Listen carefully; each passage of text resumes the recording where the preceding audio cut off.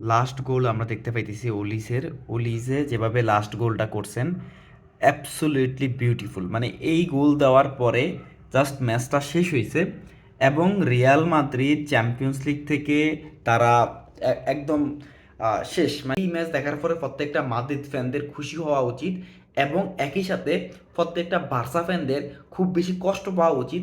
এবং Bayern Munich যেভাবে game manage করছে সেকেন্ড হাফটা স্পেশালি, তাতে করে মানে বার্সেলোনার উচিত এখন মানে শিখা যে কীভাবে গেম টাইম ম্যানেজ করতে হয়, কীভাবে আস্তে আস্তে গেমে আসতে হয়। এবং বার্সেলোনার ফ্লান এবং ভিনসেন্ট কোম্পানি আর হচ্ছে যে হ্যান্সি ফিলিক সেম ফ্লান নিয়ে আসছে। তার আগে আমি রিয়াল মাদ্রিদ নিয়ে সেটা কথা বলি। রিয়াল মাদ্রিদ যেভাবে ফার্স্ট হাফ খেলছে এবং যেভাবে সেকেন্ড হাফ খেলছে, আকাশ পাতাল পার্থক্য দেখা গেছে।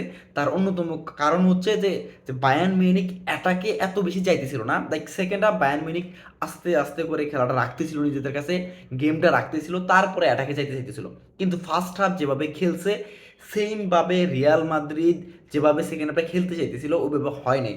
তো রিয়াল মাদ্রিদের জন্য আমি এতটুকু বলতে চাই, মেন্টালিটি মনস্টার যেভাবে বলে রিয়াল মাদ্রিদকে, all credit goes to Mbappe. আপনি বলতে পারেন যে আর্দা গুলার, এই প্লেয়াররা যেভাবে খেলছে, স্পেশালি মিলিতাওর কথা বলতে হয়, যে মিলিতাও আজকে সলিড ডিফেন্ড করছে। তো আমার কাছে মনে হয় যে এই যে রিয়াল মাদ্রিদ তাদের যেই অরা বা তারা যেভাবে আলিয়েন্স এরেনায় খেলতেছে, কিন্তু তারপরও তারা মাঠটার দরকার নেই। কিন্তু রিয়াল মাদ্রিদ, হ্যাঁ মানে রিয়াল মাদ্রিদ খেলছে রিয়াল মাদ্রিদের মধ্যে, মানে রিয়াল মাদ্রিদ যেভাবে খেলছে আমার কাছে মনে হয় যে রিয়াল মাদ্রিদ থেকে এতটাও আশা করে নাই রিয়াল মাদ্রিদ ফ্যান্সরাও। হ্যাঁ একটা কামব্যাকের আশা আছে, তবে যেভাবে মানে চোখে চোখ রাঙায় কথা বলে খেলছে এটাই তার প্রমাণ। আর ওই অন্যদিকে যদি বায়ার্ন মিউনিখের দিকে আমি তাকাই, আমার খুব বেশি আফসোস হইতেছে। আমার বায়ার্ন মিউনিখের সেকেন্ড হাফ দেখার পরে আমার বার্সেলোনার কথা মনে পড়ছে। বার্সেলোনা যেভাবে হারছে সেভাবে হারার কথা ছিল না।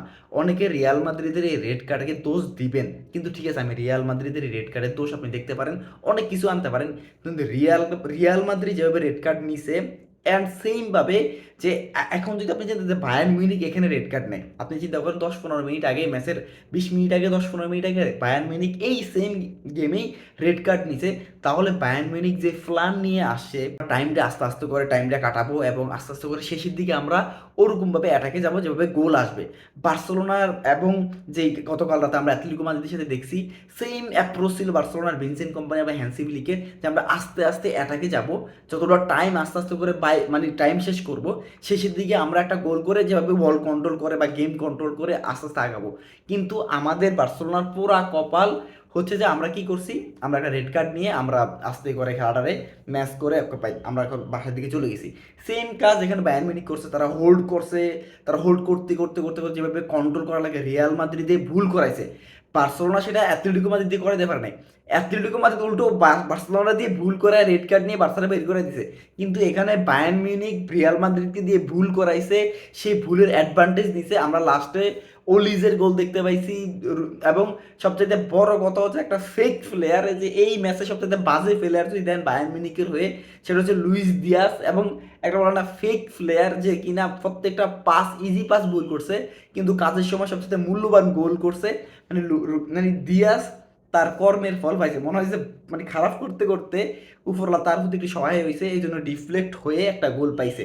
তো বার্সেলোনা যেভাবে গেম ম্যানেজ করতে চাইছে বা করছে বা করতে পারে নাই, সেটা বায়ার্ন মিউনিখ করে দেখাইছে। এই জন্যই বায়ার্ন মিউনিখ এবং বার্সেলোনার গেম ফিলতে অনেক অনেক অনেক সিমিলারিটি দেখবেন। তারা অনেক হাইলি প্রেস করে মানে অফসাইড ট্রাপ মোটামুটি, তারপরে কি চলে আসে নাম্বার 9 নিচে চলে আসে, আমাদের যেমন ফেরান তোরে চলে আসে, লেভানডস্কি চলে আসে, মানে এত বেশি হাই ইন্টেন্স নিয়ে ফুটবল যেভাবে খেলে বার্সেলোনা এবং বায়ার্ন মিউনিখ, এবং বায়ার্ন মিউনিখ যেভাবে গেমটা ম্যানেজ করতে পারছে বার্সা সেটা পারে নাই। বার্সার খারাপ লাগছিল, বার্সা রেড কার্ড নিছে। এবং যেভাবে রিয়াল মাদ্রিদ খেলছে, রিয়াল মাদ্রিদ ক্রেডিট। এই জন্য আমার আফসোস লাগতেছে এখন যে বার্সেলোনা কেন এই জায়গায় পারলো না, বার্সেলোনায় কেন এইখানে তাদের গেমটা এভাবে ম্যানেজ করতে পারলো না, যে ঠিক আছে সাইরা দে গার্সিয়া, তুই সাইরা দে রে, সলতরে যাক না, তোর পিছনে যে গোলকিপার আছে সে বর্তমান বিশ্বে 1v1 সেভ করা জোয়ান গার্সিয়া থেকে একটা প্লেয়ারের নাম বলেন, যে মানে গোলকিপারের নাম বলেন যে বেটার। তো যেটা বায়ার্ন মিউনিখ করে দেখাইছে প্যাশেন্স উইথ, তো সেটা বার্সেলোনা পারে নাই, এই জন্য আফসোস লাগতেছে। বাট এই গেমটা দেখে মানে বলে না যে মজা আগে, এরকম একটা গেম ছিল।